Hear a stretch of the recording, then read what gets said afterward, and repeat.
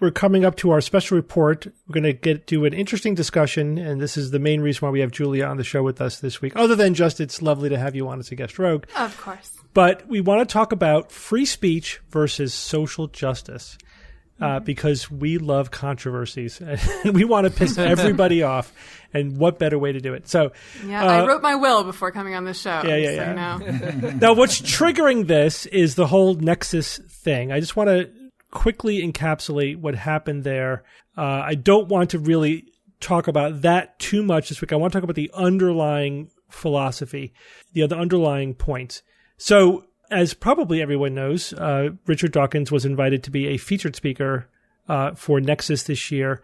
And then, as we mentioned a few weeks ago on the show, he retweeted a video of that was satirical towards feminists and Islamists. And, some people found that offensive. In reaction to that, the Nexus Executive Committee decided to rescind the invitation to Dawkins. And then, in the ensuing conversation that happened in the 2 weeks after that, the committee decided that that probably was not the best move, and we apologized for doing that unilaterally and said the better move would have been to discuss our concerns with Professor Dawkins. So that's what we did. Unfortunately, in that time, he had a stroke. That was after by the way, the decision was made. That did not influence the decision, but that did complicate our discussions. And as it stands right now, Professor Dawkins will not be coming to Nexus because of his health. And then he made a public statement to that effect. Now, I don't want to dissect that decision. I wanted to say a couple of things about it, and I did get sort of clearance from everybody on the executive committee to say the following things. First of all, a lot of people were put off by the fact and perplexed by the fact that those decisions seem to be very contradictory. The thing you have to understand is that no individual person made those decisions. That was made by a committee of people who are very conflicted on this issue. And in fact, there is a range of opinions on the committee. That's why we're vacillating, because we don't agree. It's very conflicting, very contentious point. So if you try to make sense of it as if an individual person made those decisions, of course it doesn't make any sense, and we get that. We're acutely aware of the fact that the decision-making process was very dysfunctional. And, we've admitted that. We apologize for it. We just want to move past that and address the underlying issue, which we think is very interesting and very important, especially to our community. And that's what I want to do for the rest of the time on this show here, is talk about the underlying conflict that is really driving everything. So let's talk about Julia, let's talk about that first. Just the whole, what is free speech? What is social justice? When and how do they conflict? How do we resolve those conflicts? Just in generic terms, not with reference to anything specific. And then if we have time, I might want to talk about how this is played out within the skeptical community. Because, the one thing that has come out of this is my sense that we really need to confront this issue as a community. Mm-hmm. It really has been very polarizing. It's very disappointing how polarizing and how ideological this has been within a community that's supposed to be non-ideological and dedicated to rationalism. But we'll talk about that second. So first, I want to talk about free speech versus social justice. You talked about this somewhat on Rationally Speaking, your own podcast, and you had, I think, a very thoughtful and excellent discussion about it. Why don't you start us off? Encapsulate for us your thoughts on this issue, free speech versus social justice. Sure. So the discussion on Rationally Speaking was it was with the philosopher Dan Finke, and it was immediately prompted by the decision to disinvite Dawkins. I had written a Facebook post about it, and had gotten, I thought, a lot of thoughtful discussion and disagreement, and one of the most thoughtful dissenters was Dan Finke, so I invited him on the show. One thing I'll say is that, as you alluded to in your introduction of this topic, Steve, I do think that it's a very complicated issue on which reasonable people can and do disagree. And even though, I guess, spoiler, my initial Facebook post had disagreed with the decision and felt that Dawkins should not have been disinvited, I do feel like I have more in common ideologically, intellectually, with the people who disagree with me on the object level and think that it was correct to disinvite Dawkins, but who think that it's a very complicated issue, than I do with the people who, agree with me on the object level, but think it's simple and obvious, and only morons could disagree with it. So, yeah, I think that's a very important point to be made. Wow. So the question you put in my lap was, what is free speech and social justice and how do they interact? Yeah, was that 30 seconds. The trivial? Go. Just frame it for us. Well, I guess the first thing I'll say is that I think free speech is often a red herring in these discussions. In the case of Dawkins, and in some similar cases, I suppose, the question is this particular person, do we want to give this person a platform? And, that's different from the question of, does this person have a legal right to voice their opinions, regardless, no matter how controversial. So I do think that, a lot of the talk of is Nexus censoring Dawkins was misplaced. And to broaden the scope of that beyond which speakers to give a platform to at conferences, I think that, another arena in which this debate often plays out is on college campuses. Oh, yeah. Where, speakers are being shouted down by students, or being disinvited because they're too controversial and the students are protesting. And the discourse around this in the media and on blogs tends to be about, students these days are less in favor of free speech than they used to be. And it's really, their desire to not have these speakers on campus is really about free speech.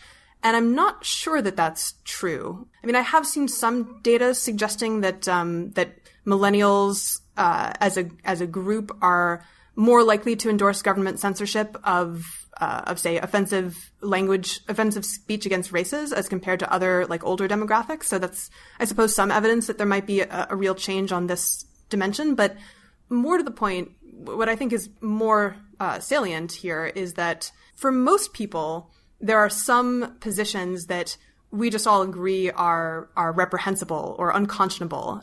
So if there were a speaker who is going to speak at a university to argue that, we should reinstitute slavery, or that, all women should be raped whenever they disagree with a man, I think that most people would agree we don't want that speaker. We don't want to legitimize that view by giving that person a platform at a reputable university. And there is, whether or not you want to officially acknowledge it, there's some amount of legitimacy that's given to a speaker and by extension to his views by giving them a platform. And so it's sort of we've all agreed that disinviting or barring speakers is sometimes acceptable, and now we're just haggling over the threshold to some extent. So I think what's really changed on college campuses, or maybe I should say what really characterizes this disagreement over no platforming, is how big is that set of issues that we consider to be unconscionable and not even worth allowing at our, not even worth giving a platform to.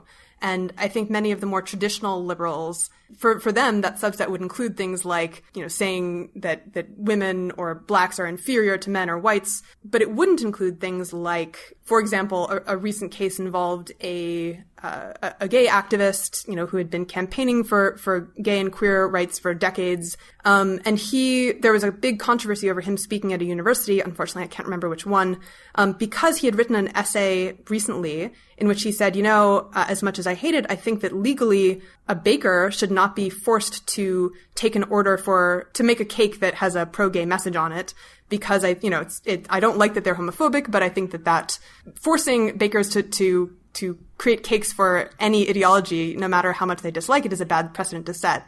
So he wrote that essay, and now there's a huge controversy over him speaking at a university, and the queer community at the university, at least some of them, are opposed to having him talk. So that's the kind of thing over which I think, many traditional liberals would say, well, reasonable people can disagree, and you shouldn't shut people like that out of the discussion entirely. But I think for many of the people in the social justice crowd, the set of things that are unconscionable enough to not even deserve a platform is just much greater. Right. So people don't necessarily disagree about, should there be free speech? It's just what things are so unconscionable that we don't want to, we want to do everything we can to not encourage them. I agree that first of all, I agree that this is complicated, and I agree that the real discussion is about where to draw the line. Yeah. However, the discussion that ensued after the Nexus decision, there were definitely the harshest critics were not saying that. They were not saying this is not where you draw the line. They were saying there is no line. Free speech. No, I just don't think they really believe that. I agree with you. I agree with you. Yeah. I don't think they really believe it either. I think they're being intellectually lazy. They're not being thoughtful about this at all. Because you absolutely, so let's explore that. Let's first explore, is there a line? So first of all, let me just say, I totally agree, and I'm very passionate about free speech. I'm currently engaged in a very expensive battle to defend my own free speech. I know how important it is. I also very passionately believe in social justice. I think like most people in our movement, I believe in both. And I think that both are important and that we need to think about how to optimize both in our movement, but they do conflict at times. And then we have to make very thoughtful and careful decisions about how to balance these two valid ethical principles that sometimes come into conflict. I think this is what society is doing. I think this is what we have to do as a movement. And I think the notion that this is entirely in one direction or the other, that there is no debate here because obviously the only issue is social justice or obviously the only issue is free speech.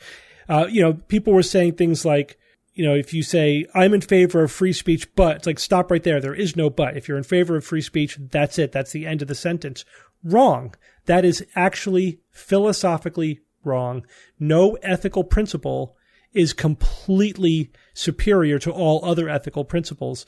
There are times when they come into conflict and you have to figure out how to rectify that. So let's establish some basic ways in which we need to, free speech and social justice come into conflict.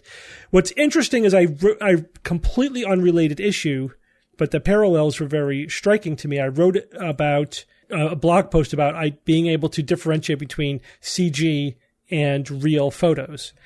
The reason why this not sure where this is going. You're not sure. Right? Where's that come from? This is a very specific legal implication here because the Supreme Court has ruled that child pornography that involves a real subject is not protected speech, but child pornography that includes a completely CG or CGI subject is protected free speech because there's no direct victim involved in the producing of the material. So that the discussion on my blog about that has mirrored, I think, a lot of these issues. So what has emerged from that, and this is my take on the limits of free speech, is that when free speech causes demonstrable harm to somebody else, it's reasonable to limit that. That's not protected speech. So I think the uncontroversial examples of that are you can't incite people to violence, right? You can't say, go kill this person and rile people up and get them to kill somebody.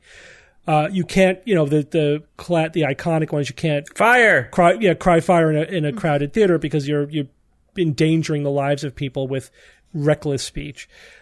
We recognize that you can't use speech to cause reputational harm, financial harm, direct physical harm, right? These are legally not controversial. And that's why I think I agree with you. People would have to acknowledge those so they really don't believe that free speech is 100% unfettered. The term's a misnomer, really.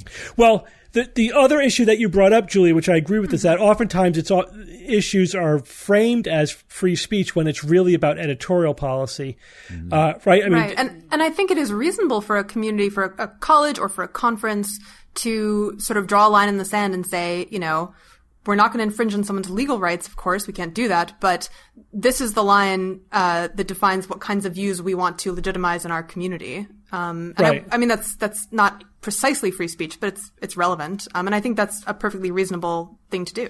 Yeah, you don't have a right to get anything published in the New York Times. That you can't say that they're censoring you or oppressing your free speech because they won't publish your article. They they have a right to an editorial policy. It's a good analogy. Yeah, a conference has a right to decide who gets to represent their conference by being a speaker. And I am however, I have to say personally, I'm very amenable to the free speech argument when it comes to universities because they should be bastions of the free exchange of ideas. So I would tend to be a little bit more towards that end of the spectrum, more for a university than for a newspaper or a conference.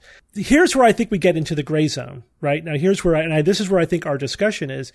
So we agree, I think, first of all, everyone agrees, right, that free speech, your right to free speech ends where you harm other people, right? Oh, wait, I wouldn't agree to that. Sorry.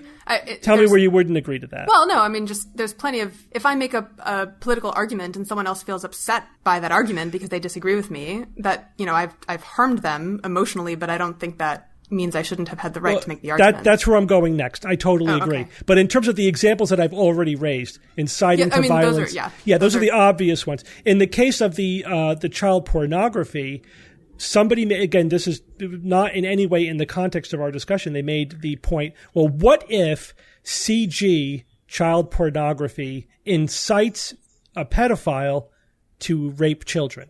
Is that enough to say, should we... How are you going to draw that? How are you going to argue that? I mean, well, in other words, what if there's scientific evidence that says if being in the possession of child pornography correlates with a higher risk of actually acting out on your feelings of being attracted towards minors? That's just an interesting question. Is that child pornography protected free speech, or is it putting minors at risk because it's inciting somebody to violate them? So we'll leave that question aside. Let's get to, Julia, the point you anticipated where I was going with the point you were making, is can we include harassment as harm, stalking, bullying, violating somebody's civil rights? I think that's where the social justice people are coming from. And certainly that's what they expressed to me in the context of this debate is, yes, but speech that is oppressing me because it's harassing me should not be protected speech. What do you think about that? Well, I mean, this is again one of those cases where I could imagine some instances of harassment that almost everyone would agree should not be tolerated, and maybe not even tolerated legally, but certainly not tolerated in a community or a conference, like hurling vicious insults at someone online and outside their door, and like there's certain things that are like actually threatening or incredibly emotionally abusive. Like there are other much grayer examples that sort of get smuggled in to that prohibition that are like, well, there was this case on a college campus, again, where there were anti-abortion protesters holding up signs that had pictures of aborted fetuses. And a professor at the campus wrangled one of the signs away from the student and I think shoved them in the process. And then and she ran off with the sign and destroyed it. And she stands by her actions, saying that the signs were triggering her. They were causing harm to her. And that was terrorism, actually, she called it. And I don't know if she was disciplined by the university, but certainly there are people who think that she was in the right because that free speech was harming her. There are a lot of other very gray area examples. I think that agreeing about whether harassment should be not tolerated just doesn't get us very far in resolving most of these examples that are taking up a lot of our filling up the discourse are the gray area examples. I agree. But I do think, just because we're firmly planted in the gray area doesn't mean that we can't agree on the basic principle. If you think that harassment is never a reason to limit speech, then that's a pretty clear position. Oh, yeah, no, I wouldn't. Yeah, I would say that it is at least sometimes. Yeah, if you think that yes. If it can sometimes be, then we're back to haggling over where to draw the line. And and some people argue you can't make subjective judgments about what constitutes harassment. Therefore, it's not reasonable to use that as a criteria for limiting speech. And I disagree with that in principle. Yeah. I think we make judgments all the time. That's a slippery slope argument. We actually have a profession of people called judges whose job it is to make judgments. And even applying very carefully written laws to the real world requires judgment. And they use often what's called the reasonable person standard. How would a typical reasonable person respond in this situation? You brought up the point of, is it emotionally abusive, right? So one of the arguments that are made on the free speech side, which I agree with, is that people generally should have a thick skin. And I agree with that. If you're going to be out there active in the real world, the rough and tumble free market of ideas, you have to have a reasonably thick skin. It's almost, in my opinion, a civic duty to have a thick skin so that people have the elbow room to have free speech including unpopular speech. Free speech means nothing if it does not extend to unpopular, even upsetting speech. Right. Like I would say, like the pictures of the aborted fetuses, they had a point to make. Now, however, you can't demand that people have an infinitely thick skin, and there are reasonable limits. And as you say, what if you are constantly haranguing somebody with really hateful speech that a typical person would find emotionally abusive to the point that they can't live their life, that they really can't function? Doesn't that oppress their civil rights?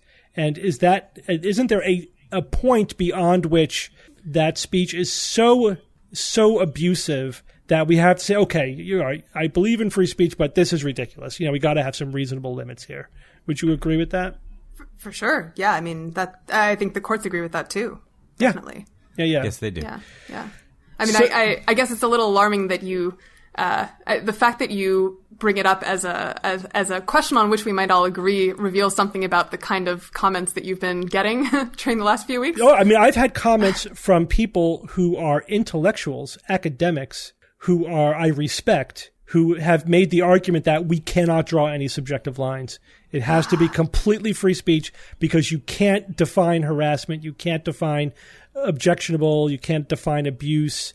It's so subjective, we have to just say anything goes. And I just can't accept that position. It does not make logical sense to me. So, Steve, is that kind of like pornography? You can't describe it, but you know it when you see it. Yeah, and they hate that. Yeah. They hate that analogy. They specifically brought up that analogy and said they reject that notion that you know it when you see it. But again, the courts use the average reasonable person standard. Would the average reasonable person think that this is abusive? Yeah, there's tons of subjectivity in all sorts of legal decisions, and you just have to, the judge has to use his or her best judgment and rely on precedents and try to give some, consistent logic for their judgment. But you just can't get rid of the subjectivity. Yeah, I agree. The difficulty with the subjectivity, I think, is that the same kind of rhetoric or the same level of vitriol can be interpreted as harassment if you sympathize with the target, but not as harassment if you don't sympathize with the target. And that, which I think is a very natural human instinct to sort of interpret things with a bias towards whatever the conclusion is that you sympathize with.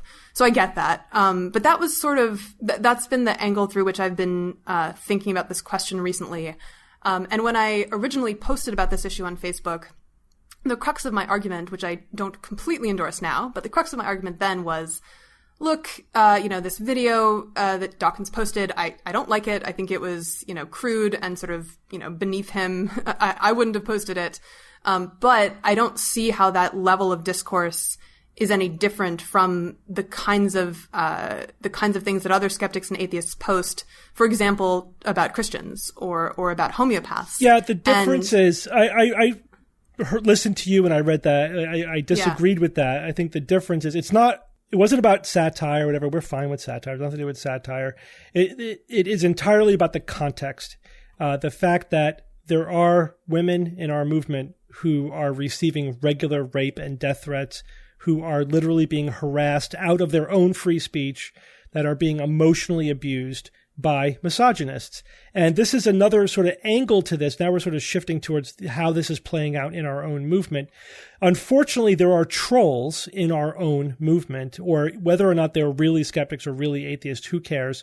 The fact is that they are poisoning the environment by being actual misogynists. We've had a female co-host on our show for 10 years now, 2 different ones, and I could tell you there's this constant background of sexism against our female co-host. And it's not all Rebecca. Kara, I can believe that. Is now, you do face the same thing? Well, to some extent, yeah. To some extent, right? There's this background baseline sexism. And then, of course, once Rebecca became a target, then it ramped up orders of magnitude. And we saw it. We were there. You can't, and of course, I've heard people on the free speech end say they're making it up. Folks, they're not making it up. We had front row seats. The abuse, the misogyny, the sexism is real. Now, the emails were vile. Vile. And this is what we saw. This is the stuff that came through the SGU. Imagine what went directly to her and didn't come through the SGU. So we can verify it's real. They're not making it up. Please don't say that. It's just not true. What I do think has happened is that the true misogynists, the trolls, if you will, have found common cause with people who are passionate about free speech in the movement, who for whom free speech resonates more than the social justice issue resonates with other people.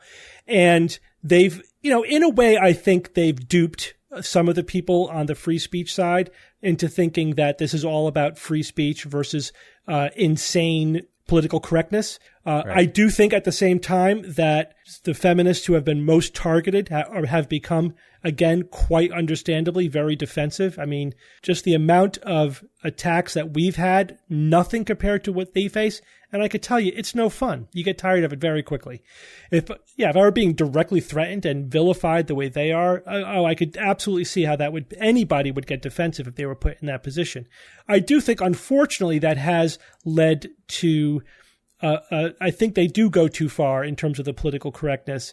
And some of them have, I think, taken if you don't have our back and you are not totally with us, then you're against us. And I think the with us or against us attitude, which both extremes has been extremely destructive. Mm-hmm. I know of people, famous science communicators who have left the skeptical community because they did not want to get caught in that meat grinder. And who hasn't been caught? Every conference has been caught in that meat grinder. We're just the last ones, the most recent ones to get caught up in it. But pretty much everyone has. We have to find a way to talk about this. I think everyone needs to take a deep breath, realize, again, both sides have told me, I have to get this out. Both sides have told me now in the context of this debate, there is no common ground. There's nothing to talk about. We're completely right. The other side is completely wrong. There's only one issue here, and it's very simple. Both sides are telling me that from the absolutely opposite narrative and perspective, and I have to disagree with both sides. There is common ground. We can talk our way through this. You just have to, just take a deep breath and realize that there are two valid principles here, not one. And we need to I think most people get that. Most people in the movement care both about free speech and social justice and think that we can all get along. And they're perplexed by how polarizing this has become. And most people, honestly, that I know are keeping their head down. They're cowering out of fear. Most people are doing that, who are not on the extremes. Sure. Most people in the middle just don't want to get caught up in this. Right. And are just... They'll express some kind of opinion and be attacked for it by somebody. They're just cowering in fear. And I totally understand that too. Yeah, I cower sometimes myself.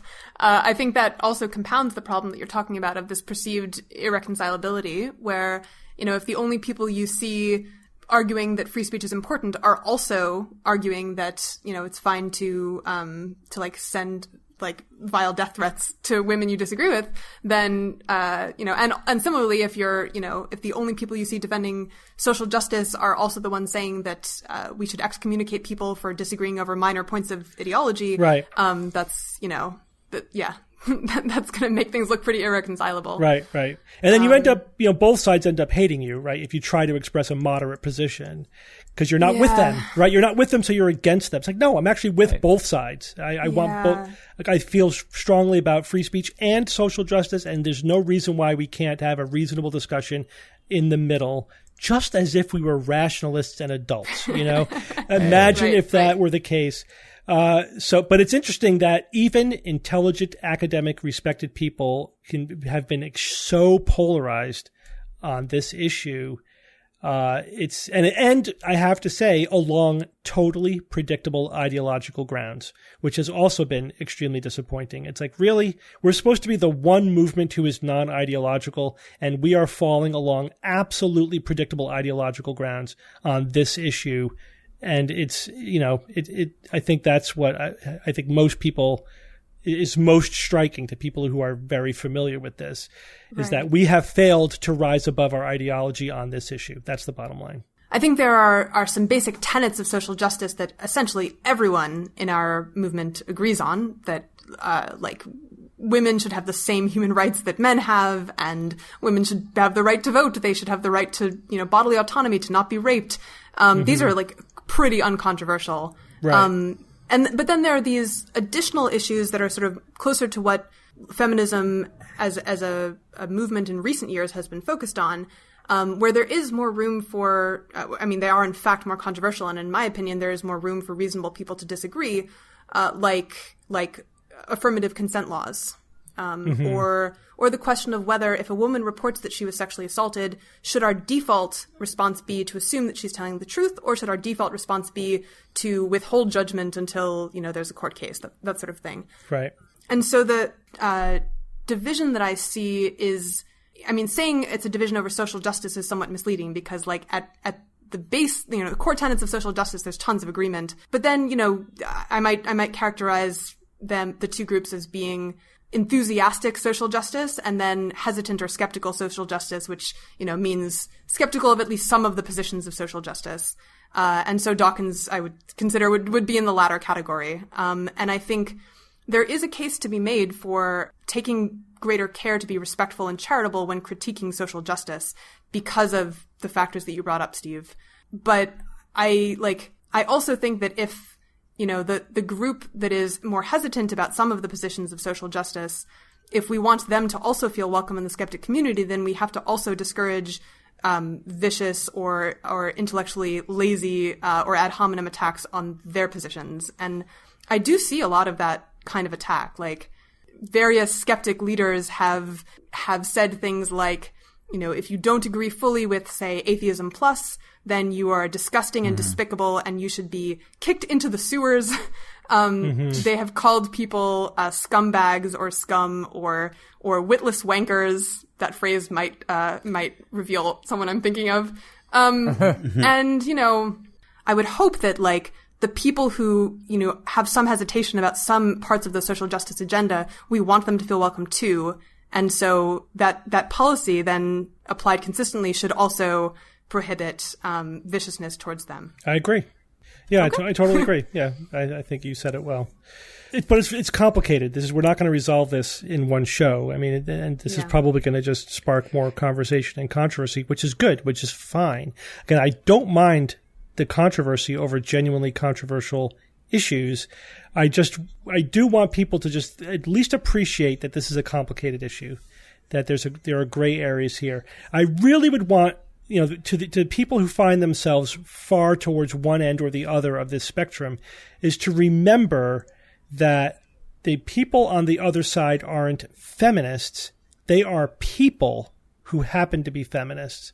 And I think that they forget that. They attack an icon, they attack an ideology, and they don't realize they're actually attacking people. And I think the feminists need to understand that there are people on the other side who are not free speech Nazis. They're people who just feel passionately about free speech. And everybody on the extremes thinks that they're good people who are in the right. You may think that they're wrong, and I do think that both sides are right to some extent and wrong to some extent because they're too extreme, but there are real people who actually feel like they are virtuous, good people who are defending the correct position. That's where our common ground is.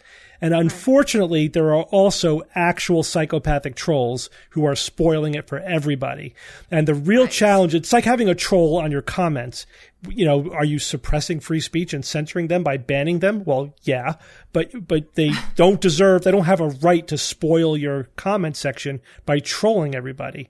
Sometimes they're inhibiting other people's free speech by their trolling behavior. I do think that the misogynist trolls are actually inhibiting free speech by polarizing everybody on both sides and by doing what they're doing. So the challenge is how do we keep an open forum, an open, constructive forum, while not giving the trolls free rein? How do we inhibit the trolls without inhibiting important speech or constructive speech? And the problem is there, again, it's subjective because, skeptics are trolls when they go onto a true believer forum. Or at least we are tagged as trolls. We are looked on as trolls. And it's not true. But it shows you how subjective even that designation can be, that judgment can be. So it's very complicated, and we're wrestling with all of these issues. But let's just do it like rationalists. That's I guess the final point that I want to make.